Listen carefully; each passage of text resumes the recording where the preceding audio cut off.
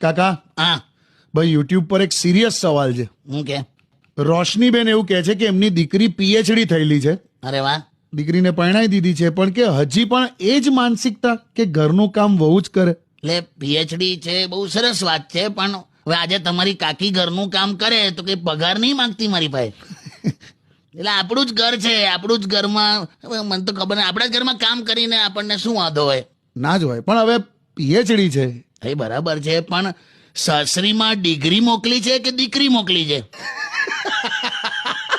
Job કરતા હોય તો બરાબર છે કે એક ટાઈમનું આપણે કોઈક માણસ આપણે રાખી લઈએ ઘરમાં કંઈક કામ કરવા માટે, બરાબર. એટલે એવા બધા એડજસ્ટમેન્ટ થાયેલા. પણ હું પીએચડી છું કે માસ્ટર છું એટલે ઘરનું કામ ના કરું, આ લોજિક કંઈક બેસતું નહીં. કરેક્ટ. અમારી ત્યાં પેપર નાખવા આવે છે એ પણ એની બાઇક પર પ્રેસ લખાવે છે.